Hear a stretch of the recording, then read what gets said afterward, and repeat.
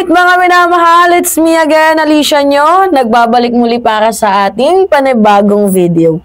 So, ito na nga. Mukhang naliligaw ng landas, mga minamahal. Itong si Lola mo, Jimmy. Sana kumanta na lang siya, no? Alam niyo yung kantang Hunters, diba? Da, da, da, da, da.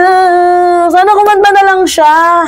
Hindi, ang dami niyang sinasabi. Tingnan niyo mga minamahal. Sobrang misleading. Eto. Nilagyan na natin ng misleading. Kasi ito ba naman yung sinabi niya? Sabi niya, ang pagnanakaw ng flood control funds ay crime against humanity. Saklaw po daw yan, mga minamahal ng ICC. Talaga? Grabe tong si si Jimmy Bundok. So pag nagnakaw ako ng mangga, dadalhin ako doon sa dahig? Ganun ba? Although hindi tayo loud and proud dito sa korupsyon na nangyayari dito sa bansang Pilipinas, pero Jimmy, yung meaning naman kasi ng ICC is different dito sa meaning ng corruption or yung tinatawag na plunder. Kasi 'di ba, kahit gaano pa yan kalaking halaga, hundreds, thousands, millions, or even a billion peso, hindi po included sa jurisdiction ng International Criminal Court, mga minamahal, ito nga pong corruption or plunder. Alam nyo kung bakit? Kasi yung hinahandle lang naman ng ICC, sige nga, mag-comment kayo. Tama. Yang murder. Maliban sa murder, ano pa? Bagal naman mag-comment ng ating mga kababayan. Syempre, tama. Persecution. And then ano pa? Torture. Pwede din yung rape. 'Di ba? Yun yung saklaw. 'Di ba? Ng International Criminal Court, yung crimes against humanity, genocides, war crimes.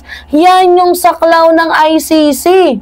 Pero yung corruption, yung plunder, hindi, mga minamahal, kahit gaano kalaking halaga, hindi. Jimmy, ano ba? I don't know kung nagbibiro ka lang talaga, pero yung pagbibiro mo, parang biro ng bobo. Hindi tayo naglalait, mga minamahal, Hindi ko sinasabing matalino ako.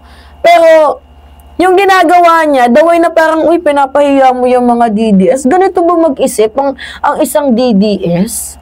Diba? Ganito ba sila mag-isip? Parang, na-judge something? Diba, mga minamahal? So, ngayon, merong sinabi sa akin, ang ating kaibigan. Sabi dito ng ating kaibigan, yes, gusto natin ng tunay na accountability. Pero ang pagnanakaw ng flood control funds ay isang matinding, katrayduran at dapat daw po itong parusahan. Pero hindi po ito saklaw at hinahawakan ng International Criminal Court. So, kung gusto mo maging klaro, ang laban na ito ay nasa ating sariling batas. Anong batas, mga minamahal? Which is yung RA 309 at yung RA 708 at hindi ng ICC. So, sa madaling sabi, nagkakalat itong si Lolo mo, Jimmy, ng false information. Fake news. Sa madaling sabi, alam niyo kung yung pinakapangit dito? Yung ayaw nilang nadadrag sila sa salitang, fake news hindi, yan siya, fake news yan, false, false information yan, nagkakalat ng diba? Ayaw nila na binabrand sila ng ganun, pero, sila din mismo gumagawa ng fake news.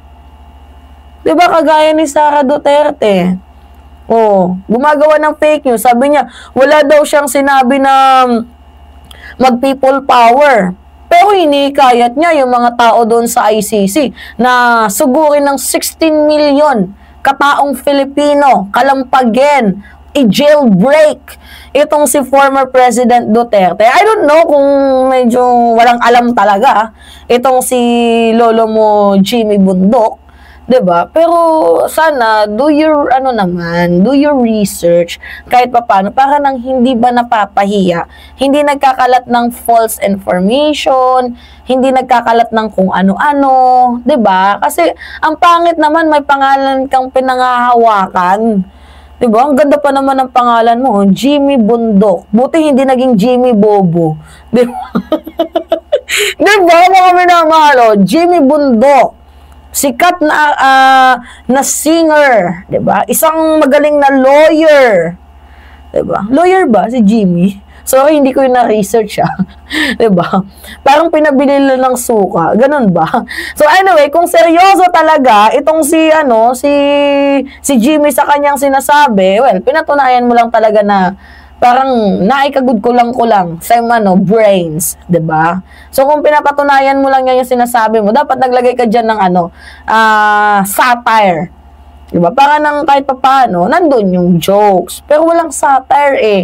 Wala ding jokes na nakalagay doon. So talagang pinapatunayan mo or maybe baka consistent ka sa pagiging mangmang, 'di ba? So ngayon, kung gusto mong i-push through itong sinasabi mo na ang flood control dapat imbestigahan, abay dapat simulan yan sa poon ninyo, which is sa panahon ni former President Duterte. 'Di ba? O, diyan naman talaga nagsimula yung anomalya eh. Oo, sa flood control, si Diskaya na yung umamin yan. Ano yung sabi ni Diskaya? Yumaman kami nung DPWH kami, panahon ni taong 2016. Pinaulit niya pa nga kay Bato eh. 'Di ba? Pinaulit niya pa kay Bato. Sabi niya, yes, sabi na ni Sara Diskaya, yes, oo, 2016 onwards, 'di ba? Si Bato hindi talaga nag-review, no? Ay nako, mukhang mapapagalitan ka ni Digong. Hindi nag-review. Ano kaya yung feelings ngayon ni Senator Bato de la Rosa na ko doon na ko sa tricky question ko ako din yung natamaan na-realize niya na pwedeng maging backfire sa kanila. Yan ba yung guided ng Holy Spirit? Di ba sabi ni Bato, I am guided by the Holy Spirit. Guided ba yan ng Holy Spirit? Kung ano na lumalabas sa bibig. Di ba? So anyway, mga minamahal, yun po. Pagsabihan nyo na lang pong si Lolo Jimmy, nakakaawa eh. Ako na lang yung nakaawa para sa kanya eh. Oo ba, mga minamahal?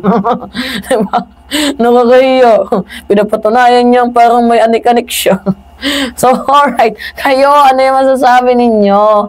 Anyway, it's me again, Alicia nyo mga minamahal. At nagbabalik muli para sa ating panibagong video. So, don't forget to click the subscribe. Yes, subscribe mga minamahal. And always hit notification bell para lagi kayong na-update sa mga videos na ina-upload po natin. Yun lamang at ingat mga kababayan.